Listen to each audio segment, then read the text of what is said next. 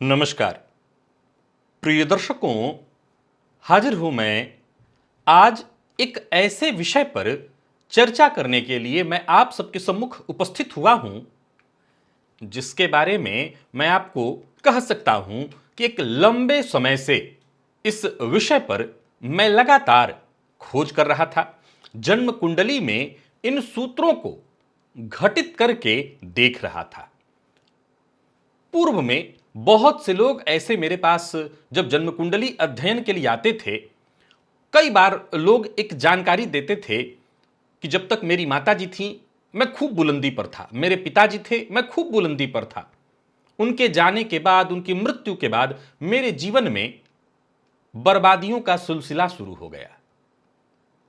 जाहिर सी बात है, इस विषय ने मेरा ध्यान आकर्षित किया कि आखिर वो कौन से ग्रह योग हैं जिसमें माता पिता के न होने के बाद जातक के ऊपर इसका बुरा प्रभाव देखने को आएगा। कहीं ये खतरा आपके ऊपर तो नहीं मंडरा रहा। प्रिय दर्शकों, यह विषय उन लोगों के लिए है जिनकी कुंडली में अगर ऐसे योग हैं तो माता पिता की मृत्यु के बाद उनके जीवन में अचानक परेशानियों का आना, असफलताओं का बार बार सामना करना, ये किस तरह की ग्रह स्थिति के कारण होने वाला है, इसी विषय पर आज हमारी चर्चा है।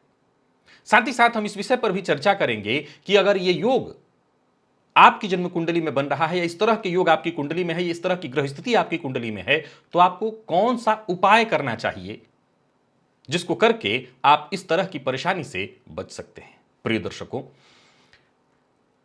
विषय पर चर्चा में प्रारंभ करूं उससे पूर्व एक लाइन आपको बताना चाहता हूं।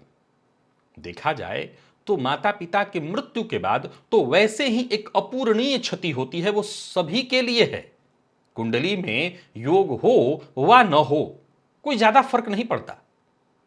माता पिता की मृत्यु के बाद उस हानि की जाहिर सी बात है किसी भी तरह के धन से पूर्ति नहीं की जा सकती। यह तो फाइनल है कि जिसके साथ ऐसा हो जा रहा है वो कहीं ना कहीं निराधार हो जा रहे हैं। इसमें कहीं कोई संशय नहीं। माता पिता वो वट वृक्ष हैं जिसकी छाया में आप सुरक्षित हैं, शांति से जीवन यापन कर रहे हैं। आइए मिला लीजिए अपनी जन्म कुंडली। कहीं आपकी कुंडली में ऐसा योग तो नहीं है? ये योग है तो आपको सजग हो जाना चाहिए, सचेत होना चाहिए, उपाय करना चाहिए। मैं पुनः दोहरा दूं कि मैंने जिन लोगों से ये कहते सुना कि माता की मृत्यु के बाद, पिता की मृत्यु के बाद मैं बर्बाद हुए चला जा रहा हूं, बर्बाद हो रहा हूं, जब तक वो थे मैं बहुत चैन से जी रहा था। रोज दिन दुना रात चौगुना मेरा विकास हो रहा था।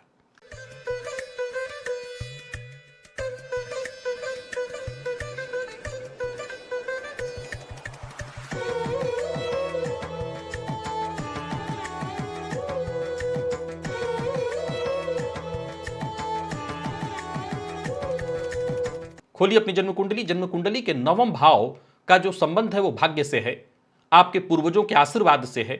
यदि जन्म कुंडली के नवम भाव में राहु या शनि का अशुभ प्रभाव, अशुभ प्रभाव कैसे, तो इनकी दृष्टि हो, बहुत सी ऐसी कुंडलियां दिखाई पड़ेंगी जिसमें राहु या शनि का संबंध जन्म कुंडली के नवम भाव से मिल जाएगा। तो जो तो शास्त्र के मर्मज्ञ कहते हैं तो सावधान। माता पिता के मृत्यु के बाद आपका भाग्य कमजोर हो सकता है, और यह विशेष रूप से और तब हो जाएगा जब आपकी कुंडली में सूर्य अथवा चंद्रमा, अगर चंद्रमा कमजोर है तो माता और सूर्य कमजोर है तो पिता, और ऊपर से यदि देव गुरु बृहस्पति भी कमजोर हैं तो माता पिता में से, यानी अगर मान लिया जाए सूर्य कमजोर है और गुरु भी कमजोर है तो पिता के मृत्यु के बाद, चंद्रमा कमजोर है और गुरु भी कमजोर है तो माता के मृत्यु के बाद अचानक परेशानियों का आना, असफलता की स्थिति का बनना। प्रिय दर्शकों, जन्म कुंडली का जो नवम भाव है यह पितृ आशीर्वाद का भाव है। यूं समझ लीजिए कि इस भाव से यह भी विचार होता है कि आपके ऊपर आपके पूर्वजों का, आपके पितरों का, आपके माता पिता का कितना आशीर्वाद है। इस भाव पर राहु और शनि की दृष्टि का पड़ना या इन ग्रहों से इस भाव का प्रभावित होना इस बात की सूचना देता है कि कहीं ना कहीं आपके भाग्य में अवरोध तो शुरू से ही था। माता पिता जीवित होकर के उस अवरोध को रोके हुए थे। जो अवरोध आपके भाग्य में आने वाला था वो पूर्व से ही आ रहा था। वो बारिश आपके ऊपर पहले से ही हो रही थी। माता पिता छाता बन करके आपकी सुरक्षा कर रहे थे, लेकिन जैसे ही वो सुरक्षा कवच टूटा आपको परेशानियां आने लगी, वित्तीय समस्याओं का आपको सामना करना पड़ा। प्रिय दर्शकों, जन्म कुंडली का चतुर्थ भाव यह आपके हृदय का भाव है। मानसिक शांति का विचार, माता का विचार, घर की सुख शांति का विचार इसी भाव से होता है। चतुर्थ भाव में केतु या शनि की दृष्टि हो तो जातक माता के निधन के बाद, और विशेष करके जब चंद्रमा कुंडली में कमजोर हो तो माता के निधन के बाद जातक के व्यक्तिगत जीवन में बहुत क्लेश, गृह क्लेश। अब गौर करिए तो कई लोग तो ये भी हंसेंगे कि जब तक माता जीवित थी तभी तक गृह क्लेश हो रहा था, उनके जाने के बाद ही गृह क्लेश शांत हुआ है। लेकिन मैं कमाल की आपको बात बता दूं, मैंने आजमाया है, ये शोध है, आजमा लीजिए आप। अगर ऐसी स्थिति में आपका चतुर्थ भाव भी कमजोर है, बहुत ध्यान से सुनिए सूत्र को, यह हास्य का विषय नहीं। कई बार मैं ऐसे भी लोगों से मिलता हूं जब बहुएं पति के साथ ही आकर के कहती हैं कि माता जी के चलते तो जीवन ही नरक हुआ पड़ा है। तो मैं बस इतना ही कहना चाहता हूं कि नहीं, अगर ऐसी स्थिति है कि शनि या केतु का दृष्टि संबंध या किसी भी तरह का संबंध चतुर्थ से है, चतुर्थ भाव भी आपका कमजोर है, तो एक तो दृष्टि संबंध के चलते कमजोर हो गया, ऊपर से यदि चतुर्थ भाव पाप मध्यत्व में हो जाए, चतुर्थेश छठवें आठवें बारहवें में जाकर के बैठ जाएं और चंद्रमा भी कमजोर हो, तो हो सकता है माता जी के आपके जाने के बाद आपको शांति घर में हो जाए, पर आपके जीवन में अशांति, कार्य क्षेत्र में नाना प्रकार की कठिनाइयां, परेशानियां, धोखा, मन का अशांत होना, आर्थिक तंगी और मानसिक समस्याएं आपके जीवन काल में बहुतायत उत्पन्न हो जाएंगी। हो सकता है प्रथम दृष्टया प्रत्यक्षतः आपको लगे कि फलाने कारण के चलते हो रहा है, लेकिन कारण यह होगा अष्टम भाव, इसका संबंध अप्रत्याशित घटनाओं से है।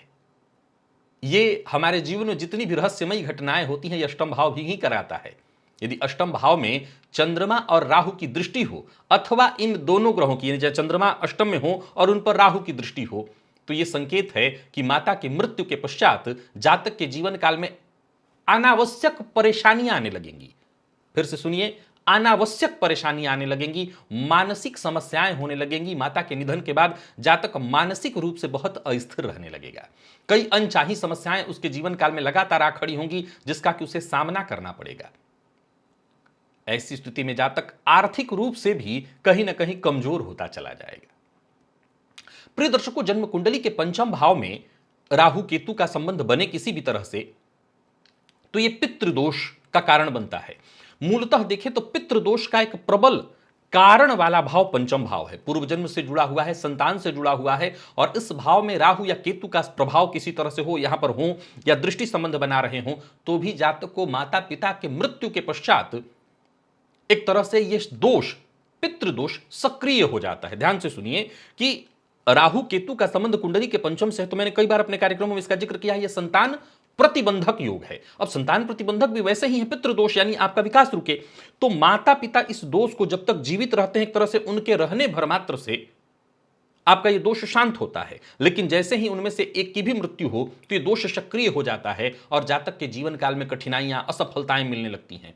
पंचम भाव पर राहु या केतु का प्रभाव जातक के पितृदोष को कुछ इस कदर जागृत करता है कि ना चाहते हुए भी उसको समस्याओं, परेशानियों का सामना करना पड़ता है। भाग्य उसका दिन प्रतिदिन कमजोर होता चला जाता है, उसके जीवन में उन्नति रुक जाती है, आर्थिक उन्नति, पारिवारिक उन्नति, हर तरह से उसकी उन्नति बाधित हो जाती है। जन्म कुंडली का 12वां भाव, यह भाव हानि का है, खर्च का है, त्याग का है, और इस भाव में भी राहु या शनि का संबंध किसी तरह से बन जाए, चाहे वो दृष्टि संबंध हो या युति संबंध हो, या इनमें से कोई एक भी यदि आपकी कुंडली में है, या तो शनि है या राहु है, तो माता पिता के मृत्यु के पश्चात आपके जीवन काल में आर्थिक हानि, मानसिक कष्ट, परेशानी का आपको सामना करना पड़ेगा। ऐसी स्थिति में जातक माता पिता के जाने के बाद अनचाहे खर्च में फंस जाएगा, लगातार उसको उसके कार्य में, व्यापार में नुकसान होने लगेगा, मानसिक अस्थिरता का उसको सामना करना पड़ेगा, समस्याएं कम होने का नाम ही नहीं लेंगी। प्रिय दर्शकों, पुनः एक बार रुकिए और उपाय की तरफ जाने से पहले जरा समझ लीजिए, मैंने जितने भी सिद्धांत बताए हैं, जैसे अभी 12वां भाव का मैंने सिद्धांत जरा बताया, इसे ध्यान से सुनिए और समझिए। बहुत सी ऐसी कुंडलियां मिल जाएंगी जिसमें राहु की दृष्टि हो सकता है 12वें भाव पर हो, शनि का संबंध 12वें भाव पर हो। बहुत से ऐसे भी, मैं पुनः दोहरा दूं कि मैं ये नहीं कह सकता कि मैंने सारी कुंडलियों पर इसका अध्ययन कर लिया, लेकिन मैंने बहुत सी कुंडलियों पर इस बात को आजमा लिया है कि ऐसे लोगों को माता पिता के जाने के बाद, मैं पुनः दोहरा दूं, यह रिसर्च है, यह सवाल ही आप ही लोगों के चलते मेरे पास आया कि मेरी माता जीवित थी और तब मैं बहुत अच्छा फल फूल रहा था, पिता जीवित थे, मैं बहुत अच्छा फल फूल रहा था। मैंने जितने भी सिद्धांत आपको बताए हैं ये अक्षरशः घटित हो जाएंगे। बस अगर आप ये कह रहे हैं कि मेरे कुंडली में है, मेरे साथ तो ऐसा नहीं है, पहले तो ये देख लें कि आपके माता पिता हैं तो समझ लीजिए वो आपके लिए सुरक्षा कवच बने हुए हैं। और जब तक हैं आप सुरक्षित हैं, उनके जाने के बाद यह घटना आपके साथ घटित होगी। इसमें भी यह ध्यान रखिए कि इनमें से कोई भी सूत्र बन रहा है, कोई भी। और मैं यहां तक बता दूं कि सूर्य कमजोर है तो पिता के जाने के बाद, चंद्रमा कमजोर है तो मां के जाने के बाद आपको परेशानियां अवश्य दिखाई पड़ेंगी। आपका विकास तो बहुत से लोग ऐसे भी होंगे ये कहेंगे कि हां थोड़ी दिन तक मैं मानसिक रूप से शांत रहा, अब ठीक हूं, बड़े मजे से जी रहा हूं, क्योंकि जब तक माता पिता थे जीवन में बहुत बाधा उत्पन्न किए हुए थे। नहीं, ये हास्य का विषय हो सकता है, लेकिन मैं पुनः दोहरा दूं, ये हास्य इसलिए आ रहा है क्योंकि मैं रोज लोगों से मिलता हूं और कई लोग तो यही सोचते रहते हैं कि माता पिता हैं, इसी के चलते तो हम परेशान चल रहे हैं, वो हट जाएं तो हमारा जीवन सुखद हो जाए। नहीं, ऐसा नहीं है। याद रखिएगा, वो छत हैं, वो बट वृक्ष हैं जिसके नीचे आप बहुत सुकून से हैं, बहुत शांति से हैं। हो सकता है वो कमा करके आपको 4 पैसे न दे रहे हों, हो सकता है वो नौकरी पेशा न हो, उनका पेंशन का पैसा आपको न मिल रहा हो सकता है दिन भर वो घर में खांसते रहे, हो सकता है वो दिन भर आपके काम में आपके टोका टाकी करते रहें, और हो सकता है वो आपको मानसिक रूप से बहुत परेशान भी कर देते हों।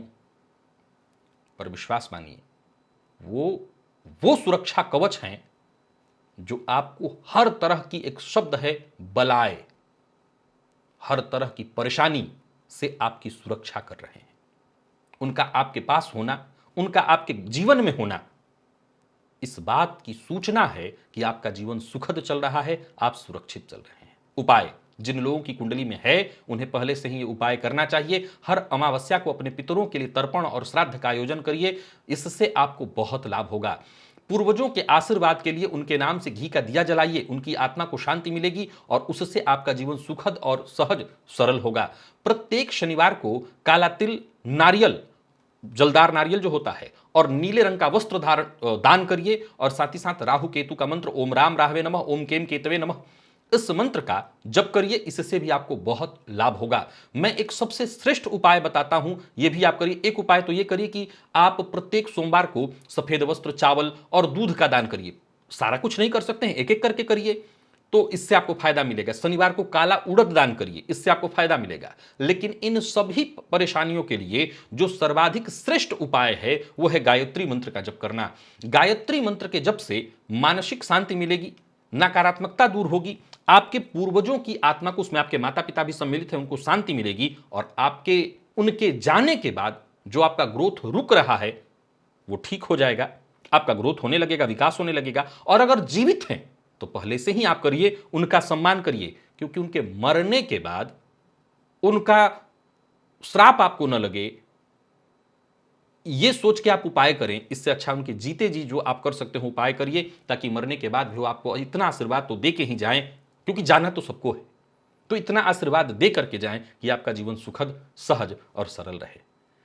आशा करता हूं इस सूत्र को आप अपनी कुंडली में आजमा लेंगे, और है बहुत सी कुंडलियों में देखने को मिल जाता है, तो आप तत्क्षण ये उपाय करना शुरू करेंगे। जिनके में नहीं है, इसका यह मतलब नहीं कि माता पिता का अपमान शुरू कर दें। आज के लिए बस इतना ही, इजाजत दीजिए, पुनः मुलाकात होगी, तब तक के लिए नमस्कार।